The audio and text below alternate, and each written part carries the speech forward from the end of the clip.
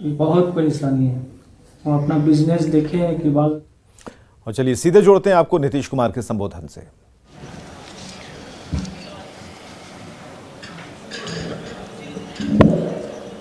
समाज सुधार अभियान के आज के इस आयोजित कार्यक्रम में मैं सबसे पहले आप सब लोगों का अभिनंदन करता हूं और आज के इस कार्यक्रम में यहाँ उपस्थित हैं माननीय मंत्री उद्योग विभाग और जिनका भागलपुर से पुराना संबंध है, यहाँ के सांसद भी रहे हैं भाई जनाब शाहनवाज हुसैन साहब,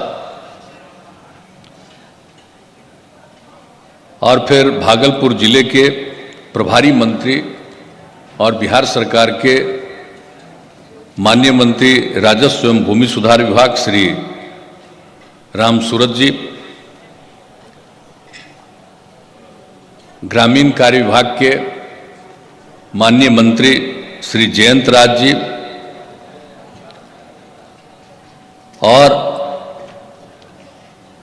हर समाज सुधार अभियान के कार्यक्रम में उपस्थित रहने वाले मद्य निषेध उत्पाद एवं निबंधन विभाग के माननीय मंत्री श्री सुनील कुमार जी, बांका के माननीय सांसद श्री गिरधारी यादव जी, भागलपुर के माननीय सांसद श्री अजय कुमार मंडल जी, गोपालपुर के माननीय विधायक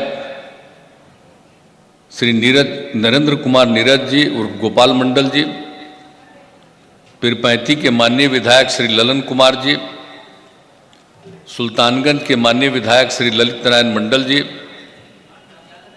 बिहार विधान परिषद के माननीय सदस्य श्री संजय सिंह जी, विधान परिषद के माननीय सदस्य श्री संजीव सिंह जी, विधान परिषद के माननीय सदस्य श्री एन.के. यादव जी,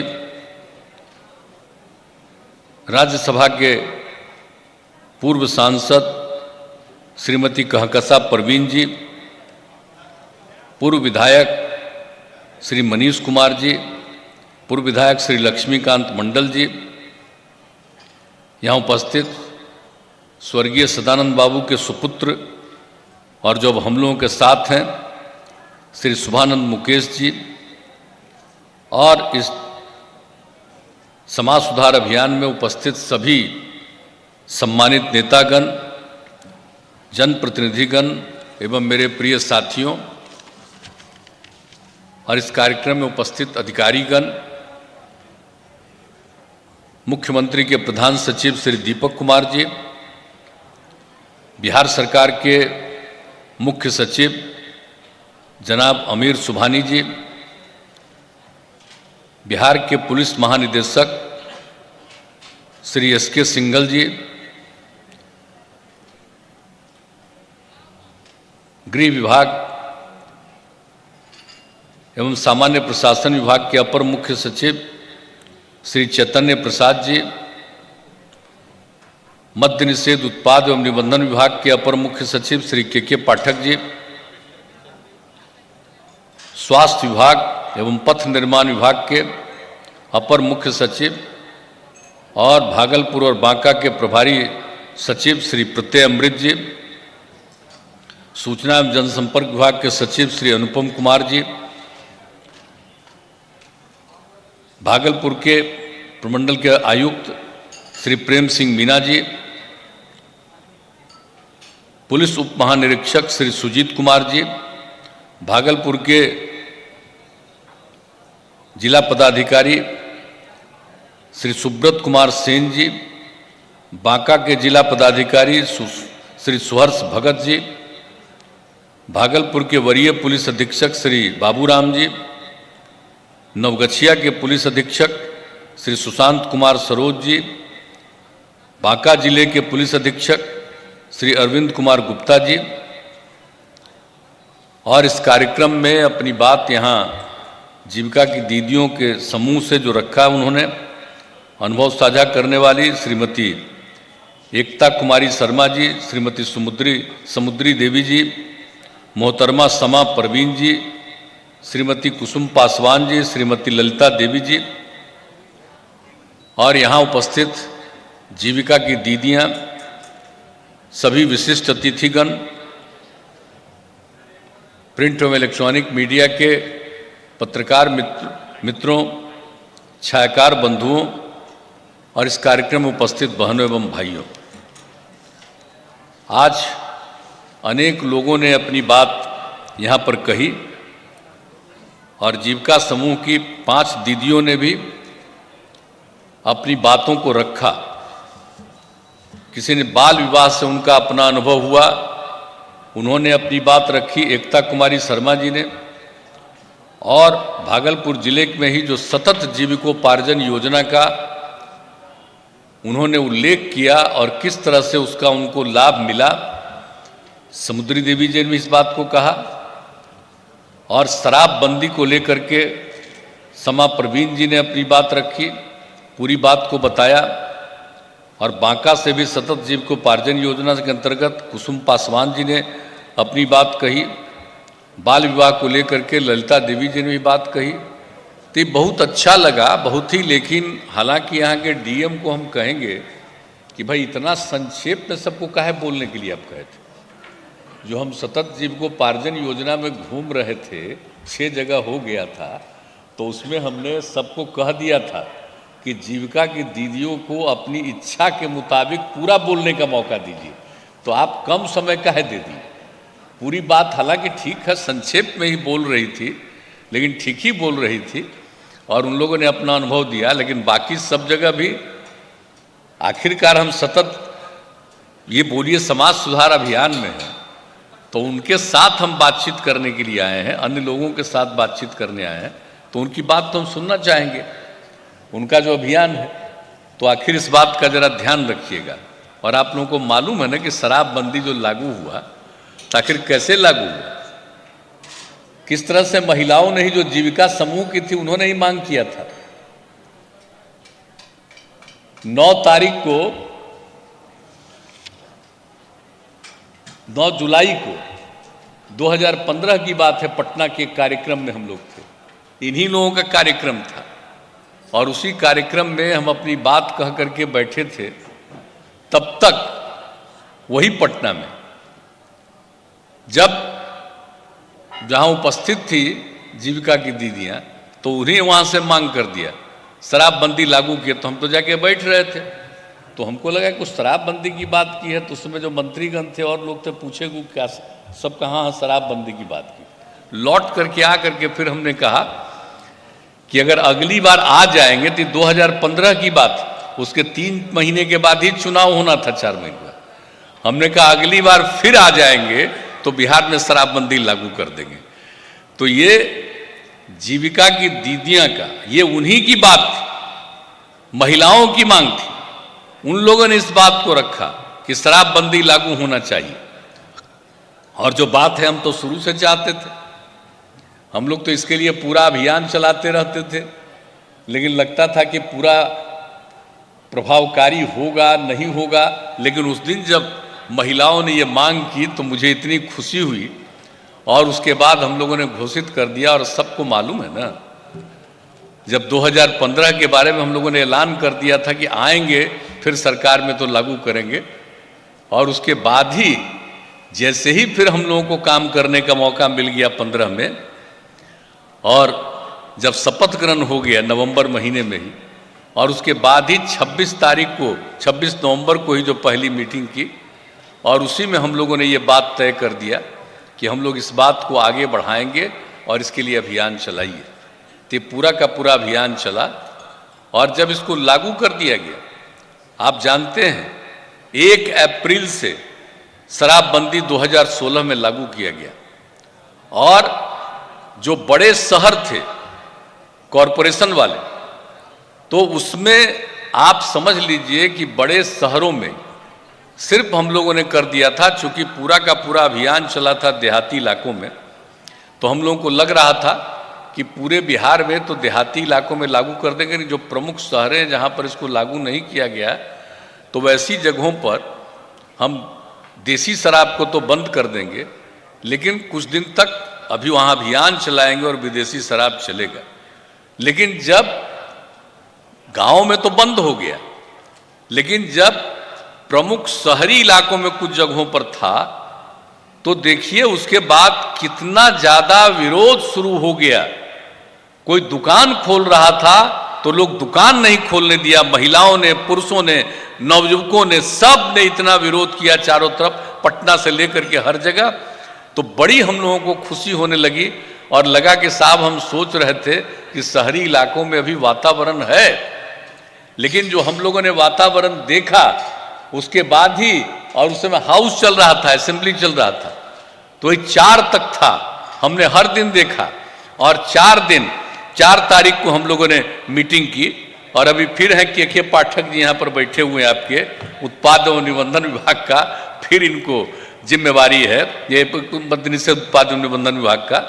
ये उस समय भी थे, याद है किस तरह से लोगों को तत्काल जो हम लोगों ने मीटिंग की, और मीटिंग करने के बाद 5 तारीख को ही, 5 फरवरी को ही पूरे तौर पर ऐलान कर दिया और कैबिनेट की मीटिंग करके कि साहब अब शहरी इलाके में भी लागू हो जाएगा। मतलब सिर्फ 4 दिन बीच में गैप रहा, लेकिन बाकी पूरे बिहार में लागू हो गया और कितना बड़ा अभियान चला। और उसके बाद उसी समय जब ये चीज़ लागू कर दिया गया तो फिर हमने सोचा कि हर कमिश्नरी में, उसके मुख्यालय में एक एक जगह जा करके हम लोगों के साथ बातचीत करेंगे और मिलेंगे। ये बात शुरू हो गया था। और आप जानते हैं सबसे पहले तो हम यहीं पर आ गए थे, भागलपुर में ही, जहाँ तक हमको याद पड़ रहा है उस समय का शुरुआती दौर में जो हम लोगों ने शुरू किया था 2016 में, वो यहाँ पर भी आए थे। तो पूरे तौर पर कितनी बात हुई। और उस समय भी जो महिलाएं आती थी सबसे पूछते थे कि क्या अनुभव है, और एक एक कई महिलाएं बोलती थी। और जब कितनी खुशी की बात होती थी, एक जगह जब हम सब जगह घूमे, 9 जगह घूमे, और उसी में महिलाएं बोलती थी और कितनी प्रसन्नता व्यक्त करती थी। और एक जगह जो हम देखे महिलाओं का, तो एक जगह महिला ने अपनी बात कही, उसको हम भूल नहीं सकते। उसने कहा कि देखिए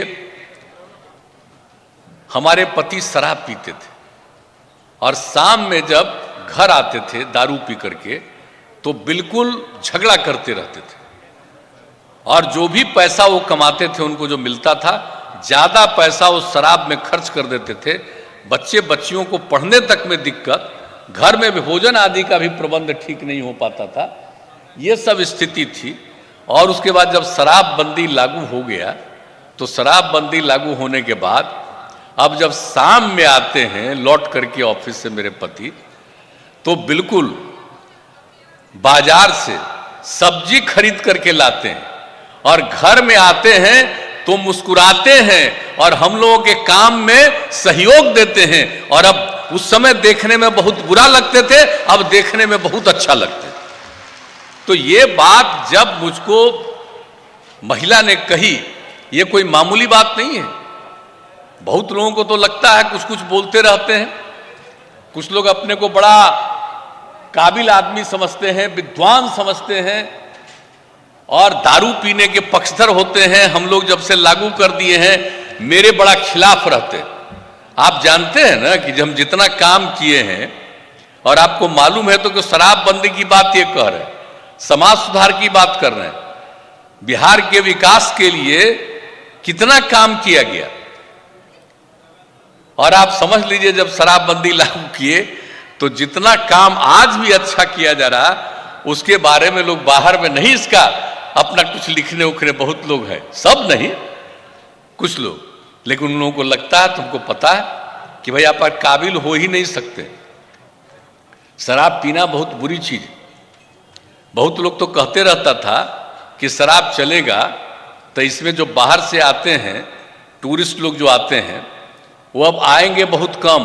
अब आपको मालूम है कि बिहार में बढ़ गया। हम केरला में गए थे, वहां के समुदाय के लोग, उसका एक हिस्सा लगा हुआ था शराबबंदी के लिए अभियान, हमको बुलाया था, वहां पर गए थे और वहां पर यह बात कहता था कि टूरिस्ट लोगों की कमी हो जाएगी।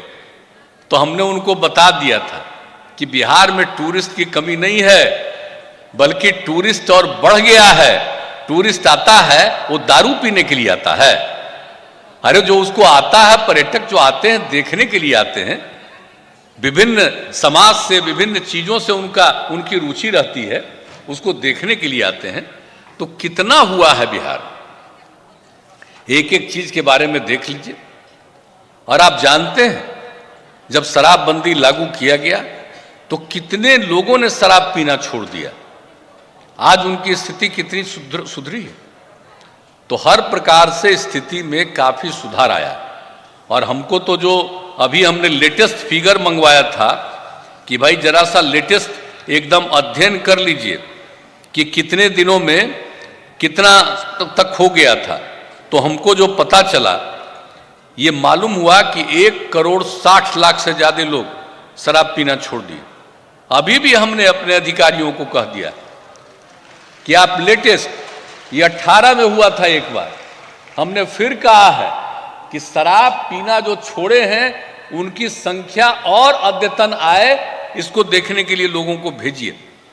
आप सोच लीजिए, जो लोग शराब पीते थे उन्होंने पीना छोड़ दिया, स्थिति में कितना सुधार आया।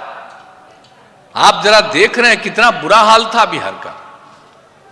बिहार के विकास के लिए तो सब काम किया गया। क्या हालत था जब हम लोगों को काम करने का मौका मिला, तो कहां आते थे जी? शाम होने के बाद घर से निकलने का हिम्मत करता था, घर से निकलते नहीं थे शाम होने के बाद। कैसी स्थिति रहती थी पहले की स्थिति। और फिर कहीं कोई जाना चाहता था तो बहुत जगह सड़क तो नहीं था, ज्यादातर जगहों पर तो पैदल जाना पड़ता था।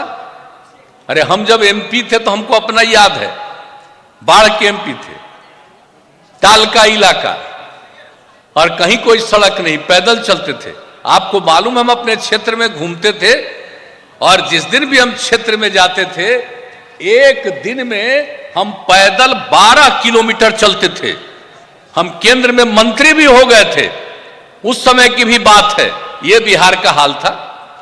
और कहीं भी जाते थे तो क्या बुरा हाल रहता था, किस तरह से लोगों को दिक्कत होती थी। तो हम लोगों ने कितना ज्यादा काम करना शुरू किया। अब बोलिए, लगभग जो हम लोगों ने तय किया कि गांव गांव को सड़क से जोड़ेंगे, ये काम हो गया।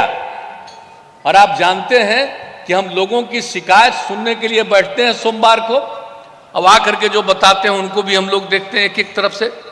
तो एक एक जगह पर काम, शहरी इलाके का कितना विकास। और केंद्र में जब श्रद्धेय अटल जी की सरकार बनी, तब पूरे देश में और भी केंद्र सरकार की तरफ से सड़कों के बनाने का जो निर्णय लिया गया, और वो उसके बाद से जो काम शुरू हुआ है, अब कितनी सड़कें बनी है, राज्य सरकार के द्वारा कितनी सड़कें बनी, गांव की कितनी सड़कें बनी, शहरों की कितनी सड़कें बनी है। ये सब करके अब आपको कितनी सुविधा। और जो जो कहीं कहीं बचा हुआ है, चिंता मत करिएगा, एक एक चीज को देखते रहते हैं। तो वो सब सड़क को तो हम लोग देखते ही रहते हैं, लेकिन पहले से लेकर के अभी क्या सुविधा हो गई।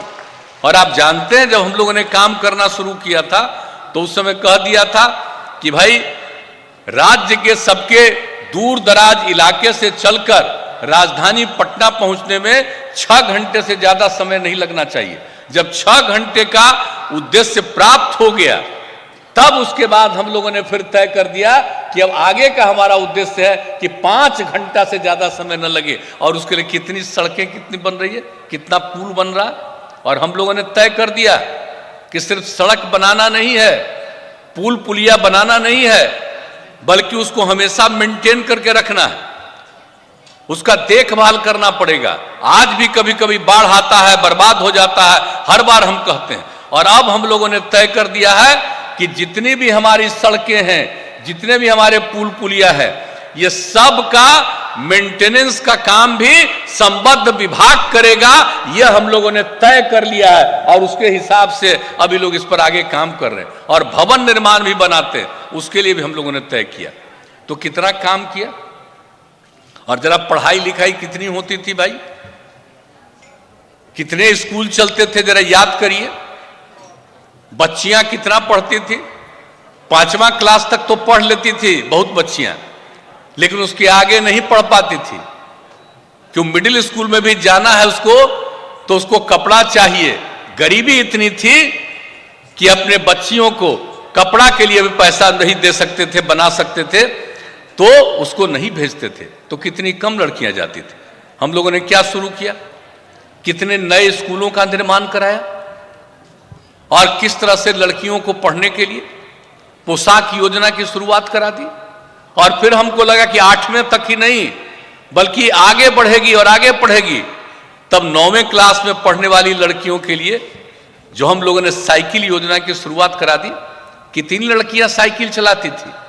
और जब हम लोगों ने अपने राज्य में लड़कियों के लिए साइकिल योजना शुरू की, ये देश में ही कहीं नहीं, ये दुनिया में कहीं नहीं। और जब साइकिल योजना शुरू हुई और लड़कियां कितना खुश हुई और साइकिल चलाकर जो जाने लगी, और उसके बाद तो कई जगहों पर जब स्कूल से लौट करके आती थी तो घर का भी कोई काम है तो अपने पिता को, अपनी माता को लेकर के शाम में बाजार भी जाने लगी। यह स्थिति हो गई। और ये लड़कियां कितनी बढ़ गई साहब, कितना उत्साह है।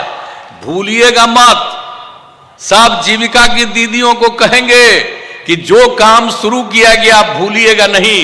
आजकल, पहले तो हम जो भी काम करते थे एक एक चीज लोगों तक रहता था, लेकिन जब से नई टेक्नोलॉजी या सोशल मीडिया आ गया है ना, तब से नया नया बात प्रचारित होता है। पुराना बात जितना किया गया सब लोग उसको भूल जाते हैं। एक एक चीज नया नया आने लगा, तो नया नया आने लगा है, लेकिन इन चीजों को मत भूलिएगा। लड़कियां कितना पढ़ने लगी।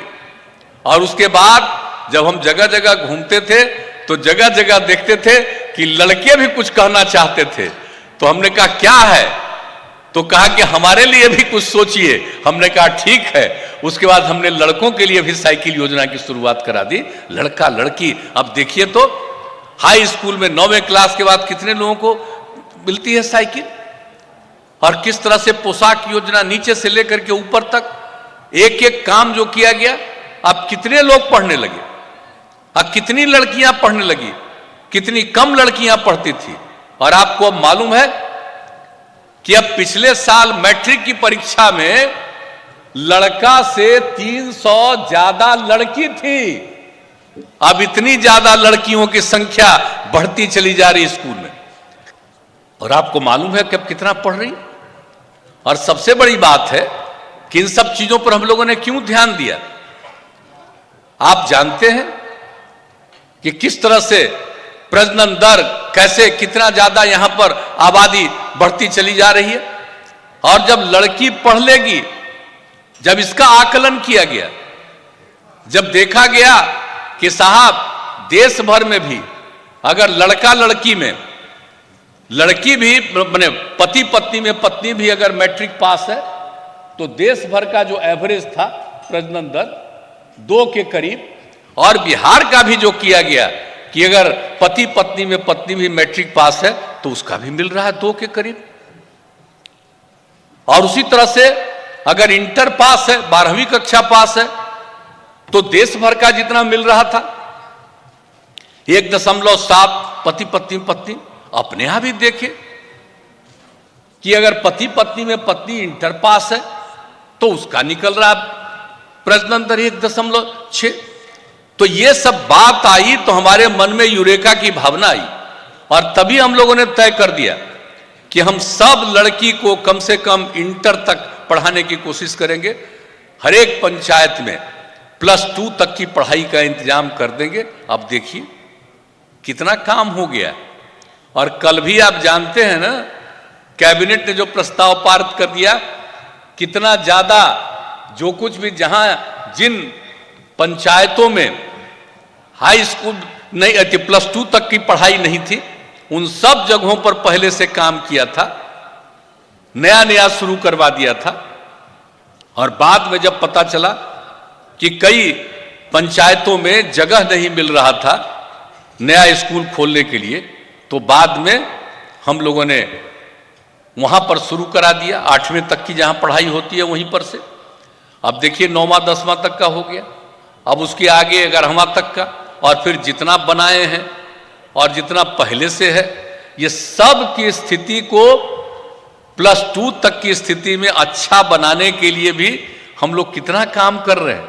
और आपको मालूम है कि कल ही कैबिनेट से 8,000 करोड़ रुपया से भी ज्यादा का हम लोगों ने पास कर दिया है, बिल पास कर दिया, ताकि किसी भी प्रकार की दिक्कत नहीं। अब सोच लीजिए, हम लोग एक एक काम करते रहते हैं, सब लोग आगे बढ़े, सब लोग पढ़े, ये सब काम किया। स्वास्थ्य की क्या स्थिति थी पहले? कहां पढ़ाई होती, कहां इलाज होता था? कोई जाता था इलाज करने के लिए? और उसके बाद हम लोगों ने डॉक्टर से लेकर के बाकी एम्प्लॉय और सब जगह पर अस्पतालों के बारे में जो सुधार करवाया, कितना सुधार करवाया। पहले कितने लोग जा रहे थे प्रखंड स्तर पर? मात्र 39, जो हम लोगों ने 2006 में सर्वे कराया था फरवरी तक, और उसके बाद जो हम लोगों ने काम करना शुरू किया, आज क्या स्थिति है। हर उस जगह पर अब जाते हैं जहां जाते थे 39 एक महीना में, अब एक महीना का हो गया है 10,000। एक एक तरह से काम, कितने नए और मेडिकल कॉलेज की भी स्थापना, नए और इंस्टीट्यूशन, कितना सब काम स्वास्थ्य के काम। तो शायद देख लीजिए, स्वास्थ्य का हो, शिक्षा का हो, हर इलाके में एक जगह से दूसरी जगह जाने के लिए सड़कों का हो, पुल पुलियों का हो, सबके लिए हम लोगों ने काम किया। महिलाओं के उत्थान के लिए काम किया। समाज के जो कमजोर तबके के लोग थे, जो अनुसूचित जाति के, अनुसूचित जनजाति के, अति पिछड़े वर्ग के, अल्पसंख्यक समुदाय के, ये जो सबसे पीछे दिखाई पड़ते थे, स्कूलों के बारे में भी हमने जो आकलन किया था उसमें दिखते थे। तो इन सब लोगों को आगे बढ़ाने के लिए कितना काम हम लोगों ने किया। तो कौन सा काम हम लोग छोड़े? एक एक काम छोड़े, लेकिन ये सब काम तो होता है। अब लोगों की आमदनी बढ़ रही, अब उसके बाद ये दारू में सब बर्बाद कर रहे थे। तो जब इन्हीं लोगों की बात हुई तो हम लोगों ने शराबबंदी लागू कर दिया। अब आज स्थिति देख रहे हैं ना जरा, जो हमने जीविका समूह बनाने का निर्णय लिया महिलाओं के लिए, स्वयं सहायता समूह बहुत कम थी, लेकिन हम लोगों ने तय किया इसकी संख्या बढ़ाएंगे और हम नए सिरे से कराएंगे। और उसके लिए जो काम किया, उसका नामकरण किया जीविका समूह। और कितनी बड़ी संख्या में, हमने तो कहा था कि भाई 10 लाख स्वयं सहायता समूह हम लोग बनाएंगे। अब आप सोच लीजिए कि अब 10 लाख से भी आगे बढ़ गए, ये स्थिति हो गई बिहार में अब, और जिसको हम और आगे बढ़ाते चले जा रहे हैं। 1,28,00,000 से भी ज्यादा परिवार के लोग अब जीविका समूहों से जुड़ गए। एक एक काम क्या किया, महिलाओं के उत्थान के लिए क्या काम किया। कहां पहले महिला होती थी? जब पहली बार मौका मिला हम लोगों को, तो आप बताइए, पंचायत का चुनाव 2006 में था, तो हम लोगों ने क्या लागू किया? 50% महिलाओं के लिए जो कानून बना था केंद्रीय, उसमें 1/3 थी। और हम लोगों ने तय कर दिया बिहार पहला राज्य है जिसमें 50%। और फिर अगले साल नगर निकायों का चुनाव हुआ, उसमें भी यही हम लोगों ने कर दिया। अब कितनी बड़ी संख्या में, अभी हाल ही में ना चुनाव हो गया पंचायत का, फिर चौथा चुनाव, कितनी महिलाएं चुन करके आती, कितना अवसर मिला, पढ़ाई का कितना अवसर मिला। और सरकारी सेवा में जरा बताइए कितना ज्यादा सरकारी सेवाओं में महिलाओं को जो हम लोगों ने आरक्षण दिया। सबसे पहले तो हम लोगों ने पुलिस में पूरा का पूरा आरक्षण दिया हमने महिलाओं के लिए। तब कितनी महिलाएं हैं पुलिस में बिहार में? अब बिहार के पुलिस में जितनी महिलाएं हैं, आप जान लीजिए इस देश के बड़े से बड़े राज्य में, अमीर से अमीर राज्य में, किसी भी राज्य में इतनी महिलाएं पुलिस बल में नहीं है। ये बिहार का, हम तो सबसे गरीब राज्य में है भाई, इतना काम करने के बाद भी। लेकिन जहां कहीं भी यहां पर काम किया गया, अब आप सोच लीजिए। और उसके बाद हम लोगों ने 2016 में लागू कर दिया, सरकार की सभी सेवाओं में महिलाओं को 1/3 हम 35% रिजर्वेशन देंगे। आज देखिए सब चीज की सेवा में, हर सेवा में, तो कितना हम लोगों ने सबके लिए काम किया, सबके उत्थान के लिए काम किया, महिलाओं को इतना सब काम किया।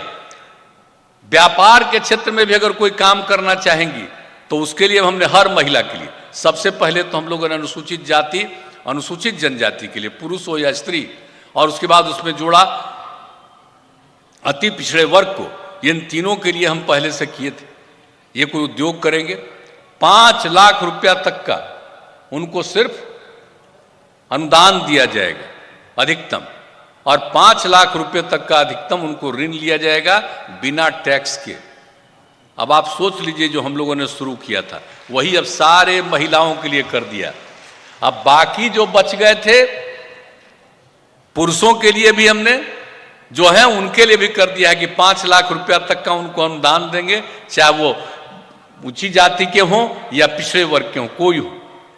और अगर वो कोई काम करेंगे तो उनको अगर 5 लाख का कर्ज मिलेगा तो मात्र उनको 1% का टैक्स, लेकिन बाकी सारे महिलाओं को, अनुसूचित जाति, अनुसूचित जनजाति, अति पिछड़े वर्ग के, ये सब के लिए जो पहले किया अब सारे महिलाओं के लिए कर दिया, चाहे वो किसी भी जाति की हो। तो एक एक तरह से काम। उसी तरह से अल्पसंख्यक समुदाय के विकास के लिए कितना ज्यादा हम लोगों ने उनके उत्थान के लिए काम किया।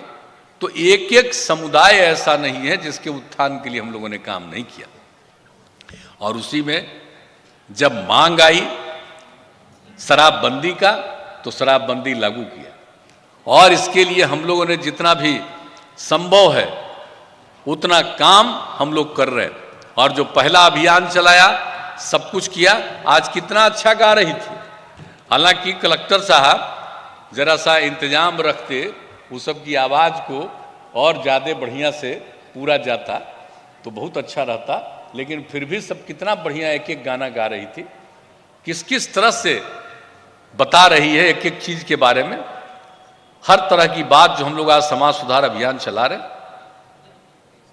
चाहे शराबबंदी का मामला हो, बाल विवाह का मामला के खिलाफ हो, दहेज प्रथा के खिलाफ हो, तो इन सब चीज़ों के मामले में जो पूरी की पूरी जागृति आ रही है। तो हम लोगों ने फिर से ये सोचा कि भाई ये काम तो हो रहा, और बीच बीच में आप जानते हैं ना कि बीच में क्या हो गया था। बीच में इधर घटना घट गई, जो जहरीला शराब पी करके मरा, उसकी घटना आ गई, तो उसको लेकर के लोग कहने लगे कि शराबबंदी का तो कोई मतलब नहीं है, फालतू चीज है। हम कह रहे शराबबंदी का मतलब ये तो साबित कर रहा है ना, दारू पियोगे तो मरोगे। दारू तुमको कोई दे रहा, वो जहरीला दे रहा, तुम पी रहे हो तो मर रहे हो, ये तो बड़ी बुरी चीज है। कितने तरह से लोग इधर उधर बोलते रहते। तब हमने सोच लिया कि बड़े पैमाने पर हम लोग निश्चित रूप से लागू करेंगे हम लोग फिर से समाज सुधार अभियान को। और सबसे पहले हम लोगों ने 16 नवंबर को मीटिंग की, पूरे राज्य के सभी अधिकारियों के साथ, सब जगह 7 घंटा हमने मीटिंग की, और उसके बाद वही तय हुआ कि हम लोगों को इस काम को आगे करना है।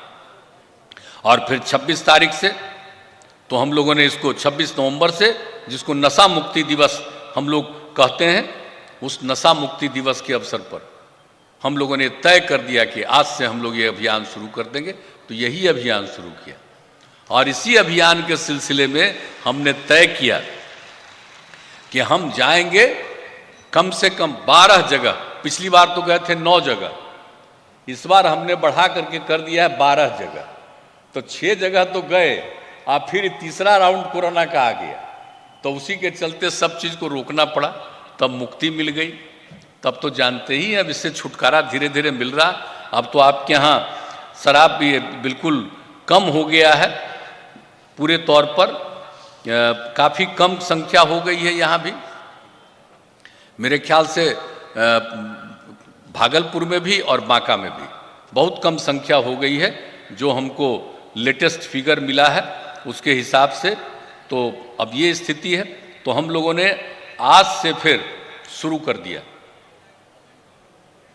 तो अब ये लगातार बाकी जो 6 जगह है वो सब पूरा करेंगे हम। लेकिन सिर्फ हम जा करके पूरा नहीं कर रहे हैं, आप समझ लीजिए कि इस चीज को बहुत आगे बढ़ाना है, एक एक चीज को। और यहाँ पर जितनी जीविका समूह की महिलाएं, अन्य जो हमारे जनप्रतिनिधि और बहुत लोग जो यहाँ पर बैठे हुए, सबसे हम कहेंगे ये अभियान तो भाई निरंतर चलाइए। और जानते हैं बहुत लोग जो अनाप शनाप बोलता है, अभी आप समझ रहे हैं इस समाज सुधार अभियान का ये कागज सबको दिया गया, ये घर घर में रखिएगा। जरा समाज सुधार अभियान में क्या लिखा गया जरा देख लीजिए। शराब के दुष्प्रभावों पर जो वर्ल्ड हेल्थ ऑर्गेनाइजेशन, विश्व स्वास्थ्य संगठन ने एक रिपोर्ट जारी की थी। और पता है विश्व स्वास्थ्य संगठन, वर्ल्ड हेल्थ ऑर्गेनाइजेशन ने 2016 में सर्वे किया, जो हम लोग लागू किए शराबबंदी, पूरे दुनिया का किया। और पूरे दुनिया का उसने जो पूरा किया, और 2018 में वर्ल्ड हेल्थ ऑर्गेनाइजेशन में इस चीज को जारी किया। और क्या अद्भुत जारी हुआ है। इस बात को हम उसी समय से कह रहे हैं कि लोगों करिए। और इस अभियान के सिलसिले में हम खास तौर पर आप सब लोगों के ये ध्यान में लाना चाहते हैं कि इसको हमेशा ध्यान में रखिए। दुनिया भर का सर्वे किया, एक एक जगह का आंकड़ा लिया।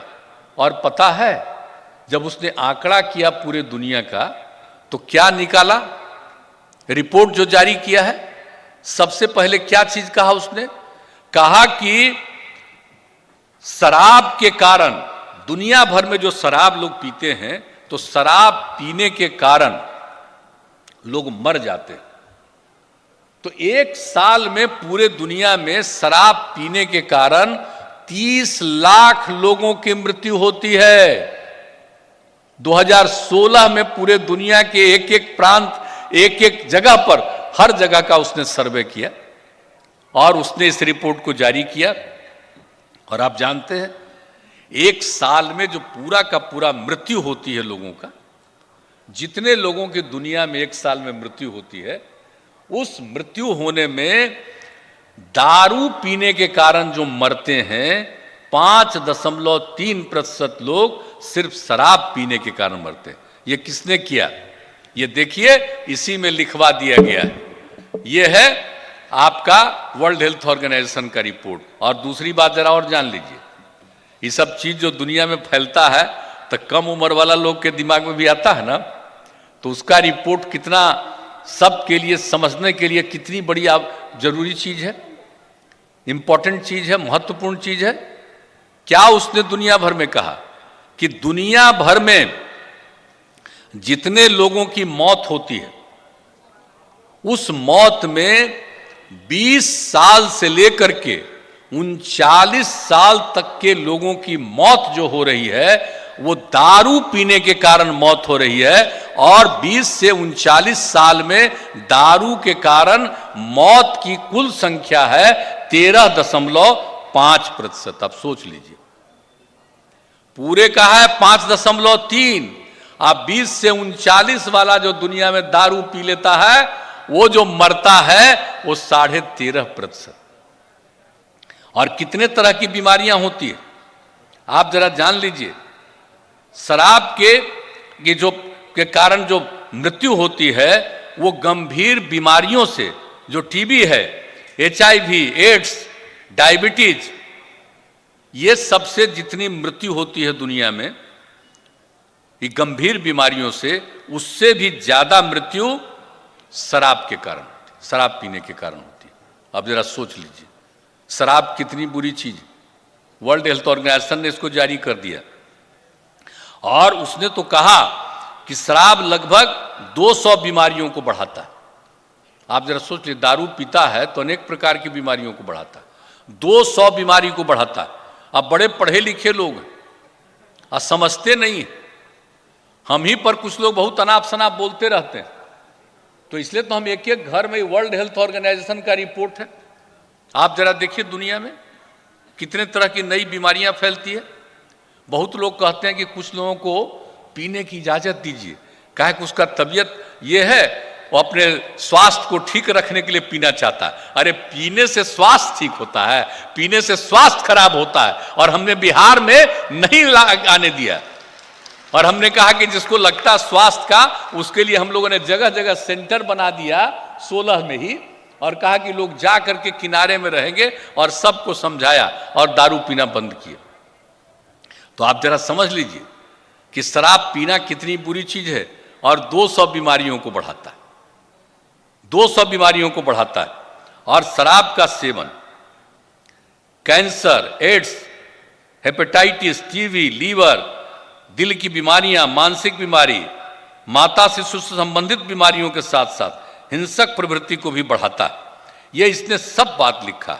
और आप जानते हैं शराब पीने के कारण जो वर्ल्ड हेल्थ ऑर्गेनाइजेशन ने, WHO ने जारी किया, कि आप जान लीजिए कि आत्महत्या, सुसाइड जो करता है, आत्महत्या जो लोग करता है पूरे दुनिया में 18% लोग आत्महत्या करता है दारू पीने के कारण। दारू पीता हुआ आत्महत्या करता है, दारू पीने वाला इतना ज्यादा सुसाइड करता है। और इसके अलावे आपस का जो झगड़ा जो है, ये सबसे ज्यादा आपस का झगड़ा दुनिया भर में जो दारू पीता है वही आपस में झगड़ा करता है, और आपस का झगड़ा इससे ज्यादा कहीं नहीं है जो दारू पीने वाला झगड़ा करता है। ये सब रिपोर्ट है। और आपको मालूम है, सड़क की दुर्घटना, दारू पी के गाड़ी चलाइएगा तो दुर्घटना होगा ही। तो दुनिया भर में दारू पी करके गाड़ी चलाने के कारण जो दुर्घटना होती है सड़क की, 27% दुनिया भर में शराब पी करके गाड़ी चलाने के कारण दुर्घटना का है। ये WHO ने इन सब बातों को लिखा है, और अन्य बातों के बारे में भी सब कुछ लिखा। ये अभी की कौन कौन गंभीर बीमारी के शिकार होते हैं सबसे ज्यादा, 48% समझ लीजिए कि लीवर सिरोसिस के शिकार होते हैं, और माउथ कैंसर के 26% लोग शिकारी होते हैं। गंभीर बीमारी पैंक्रियाज की गंभीर बीमारी के 26% शिकारी होते हैं। टीबी के 20% शिकारी होते हैं। मतलब ये चीज WHO ने पूरे दुनिया का आकलन करके 2018 में प्रकाशित किया, लेकिन लोगों को समझ में नहीं आया। अभी जो अनाप शनाप लोग बोलते हैं, हम लोगों ने इसी के लिए इसको कर दिया है ताकि घर घर तक रहे और सब कोई दिखाते रहिए। एक एक जगह इसको देखिए, और लोग बात करते हैं, भूल जाते हैं, अपने राष्ट्रपिता को भूलते हैं। काबिल लोग अपने को समझता है, बड़े बड़े पद पर है और अपने को काबिल समझता है। कौन है राष्ट्रपिता? देश को आजाद किसने कराया?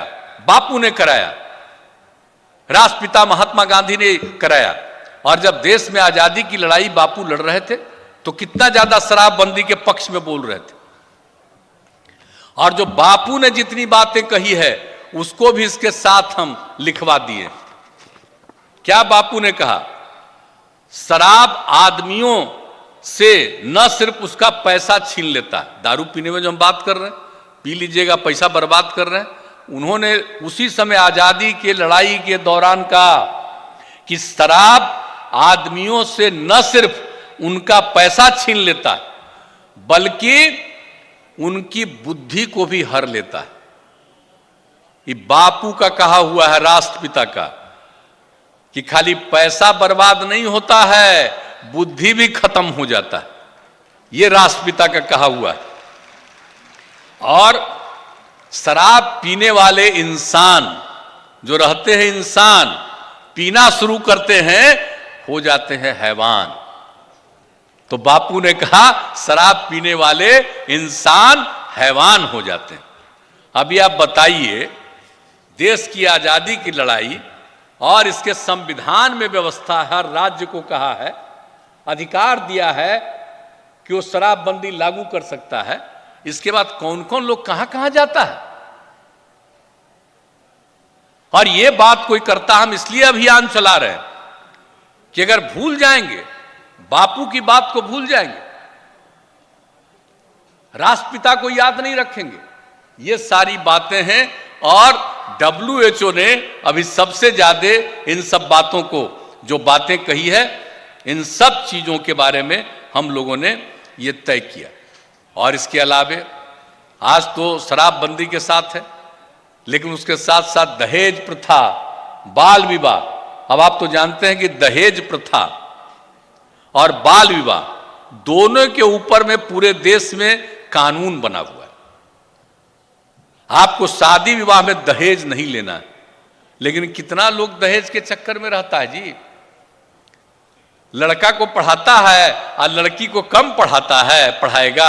अरे अब तो हम इतना कर दिए कि अब लड़की को कोई कम पढ़ाना चाहेगा तो लड़की कम पढ़ेगी, अब तो सब लड़की पढ़ेगी। किस बात के लिए आप बात करते हो भाई? लड़का का ब्याह करोगे और लड़की को लाओगे और उससे तुम दहेज लोगे? कानून तो बना हुआ, आप जरा बताइए तो। हम आप सब लोग यहां पर हैं, ये अगर पति पत्नी न हो, स्त्री और पुरुष न हो, तो हम आप कहीं आते क्या? पुरुष और स्त्री रहेंगी तभी ना हम आप जन्मे हैं जी, या आगे भी जन्मेंगे। इसलिए कोई लड़का है वो ब्याह नहीं करेगा तो उसका कोई बाल बच्चा होगा? तो इसलिए अगर जो शादी होगी तो उससे दहेज लेना है, ये कितना गैर कानूनी और बिल्कुल गलत बात है। महिला आएगी आपके यहां तो उससे पैसा लीजिएगा, दहेज लीजिएगा। पुरुष है तो आप ही को वैल्यू है, अब महिला को वैल्यू नहीं है। मत करिए ना ब्याह, रहिए ना, मर जाइएगा, उसका तो आपका ना कोई बाल बच्चा, और कुछ दिन में कोई याद भी नहीं करेगा कि फलाना आदमी था। याद भी करता है बाल बच्चा तभी ना जी, जब शादी करते हैं।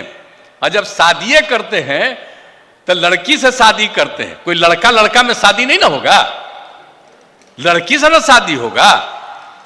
तो उसी से शादी करने में दहेज लीजिएगा, इससे बढ़कर के कितना गंदा चीज है ये। इसलिए दहेज के खिलाफ भी अभियान चलाते रहना है। और आप देख लीजिए, हमने तो कह दिया, अब हम तो बिल्कुल, जो कोई भी शादी करेगा न्योता देगा और लिख देगा कि हमने दहेज नहीं लिया है, तभी उसके यहां जाएंगे। आप लोगों को भी कहेंगे, जो अगर लिख दे कि दहेज नहीं ले रहे हैं, उसी के शादी में जाइए, और कोई दहेज वाला करे उसके ब्याह में मत जाइए। और एकदम हम बहनों से कहेंगे कि पूरे तौर पर अभियान चलाते रहिए दहेज प्रथा के खिलाफ। और आज तो मुझे खुशी हुई कि बाल विवाह के बारे में भी आप लोगों ने कहा, कम उम्र में बच्चों को शादी करना। लड़का का उम्र 21 साल होना चाहिए, लड़की का उम्र 18 साल होना चाहिए। और अब तो केंद्र सरकार नियम बनाने के लिए प्रस्ताव लाई है कि लड़की का भी 21 करेंगे, तो वो तो आगे की चीज है। लेकिन अभी तो कम से कम 18 है ना जी, 18 से कम उम्र में लड़की का शादी करना है। कम उम्र की लड़की शादी होगी तो उसको तो तबाह न करिएगा, नुकसान ही न पहुंचाइएगा। बच्चा जो पैदा होगा, बच्ची जो पैदा होगा, उसको तरह तरह का तकलीफ और दुख होता है, अनेक तरह की बीमारियां आती है। इन सब चीजों के बारे में, बाल विवाह और दहेज प्रथा के बारे में भी एक एक चीज, सब चीज को लिख दिया गया कि किस तरह से बाल विवाह बुरी चीज है, दहेज प्रथा बुरी चीज है और बाल विवाह नहीं होने देना। मुझे खुशी हुई कि यहां पर लोगों ने कहा कि बाल विवाह करने जा रहे थे और सब लोगों ने, जीविका की दीदियों ने कहा और उसके बाद इसके लिए तैयार हुए और बाद में कहा। एक बड़ा अच्छा लगा कि एक को करने जा रहे थे 16 में, अब बाद में लड़की का शादी किए 20 साल की उम्र में। तो ये कोई मामूली खुशी की बात है? होना ही चाहिए, कम उम्र में शादी नहीं होना चाहिए, इससे बड़ा नुकसान होगा। और आप जानते हैं, ये कम उम्र में लड़कियों की जो शादी करते हैं, जो बच्चे होते हैं, वो जो बच्चा बच्ची पैदा होता था, उसका मैक्सिमम लोगों का हाइट जो है वो बहुत कम रह जाता है। ये भी जान लीजिए, आप धीरे धीरे दुनिया भर में सबका बढ़ते जाता है। और ऐसा कम उम्र में शादी करिएगा तो बहुत लोगों का होगा, कितना बुरा है। तो इसीलिए हर चीज के लिए, चाहे शराबबंदी, शराब के खिलाफ हो, शराबबंदी के लिए हो, और दूसरी चीज है बाल विवाह और दहेज प्रथा के खिलाफ, तो इसको लेकर के निरंतर अभियान चलाना है, छोड़ना नहीं है कभी। और कोई भी अगर बाल विवाह कर रहा है, उसको रोकने के लिए हर जगह प्रयास करना चाहिए, होने नहीं देना चाहिए। इसलिए हम आप सब लोगों से यही आग्रह करेंगे कि आज के इस अवसर पर हम लोग जो यहाँ पर बैठे एक दूसरे की बात सुने। हम तो समाज के कल्याण के लिए तो काम करते ही रहेंगे। आपकी सेवा करना ही मेरा धर्म है, ये सब तो मानते हुए हम लोगों को आपने मौका दिया है। हम आपके हित में काम करेंगे, विकास का काम करेंगे, सबको आगे बढ़ाएंगे, राज्य को आगे बढ़ाएंगे, देश में विकास में अपनी भूमिका देंगे, सब काम करेंगे। और समाज में प्रेम और भाईचारे का माहौल होना चाहिए। कितना क्राइम भी घटा, ये सब काम हम लोग करवाते हैं। लेकिन इन सब चीजों के साथ साथ ये अभियान भी बहुत जरूरी है। ये सबके समाज के हित में है, लोगों के हित में। इसलिए हम आप सब लोगों से आग्रह करेंगे कि ये जो समाज सुधार अभियान है, नशाबंदी को लेकर के, और दूसरी बात है बाल विवाह और दहेज प्रथा, इन सब के लिए निरंतर अभियान चलाते रहिएगा। करिएगा ना लगातार, हाथ उठा के बताइए। चलिए, बहुत बहुत धन्यवाद। आप लोगों की बात सुने, बहुत अच्छा लगा। आप लोग यहां उपस्थित हुए, बहुत अच्छा लगा। और जो आज की बात है, अपनी बात यहां से लौट करके अपने अपने गांव जाइए, सबके सामने इन सब बातों की चर्चा करिए और सबको पूरे तौर पर जागरूक करके इस अभियान को आगे निरंतर तौर पर बढ़ाते रहिएगा। यही हमारा आप सब लोगों से आग्रह है। और हम लोग आपको आश्वस्त करते हैं, जो हमने कहा विकास का काम और तेजी से हम आगे बढ़ाएंगे, उसकी चिंता मत करिए। लेकिन समाज में जो हमने कहा प्रेम का, भाईचारे का भाव होना चाहिए। मिलकर चलेंगे, एक दूसरे के प्रति सम्मान करेंगे, और जब मिलकर चलेंगे समाज बहुत आगे बढ़ेगा। और इसके लिए ये काम, समाज सुधार के लिए भी ये काम करने के लिए आपने हाथ उठा करके आश्वस्त कर दिया, इसके लिए मैं आपको हृदय से धन्यवाद देता हूं। और ये अभियान निरंतर चलना चाहिए। अंतिम में यही कहेंगे कि 12 दिन हम कहीं जा रहे हैं, वहीं तक अभियान नहीं है, ये निरंतर जारी रहेगा अभियान। तो इन्हीं शब्दों के साथ आप सब लोगों से मिलकर के खुशी हुई। आप सबकी उपस्थिति के लिए आपका मैं पुनः न सिर्फ धन्यवाद देता हूं, बल्कि आपका अभिनंदन करता हूं और अपनी बात को समाप्त करता हूं। बहुत बहुत धन्यवाद।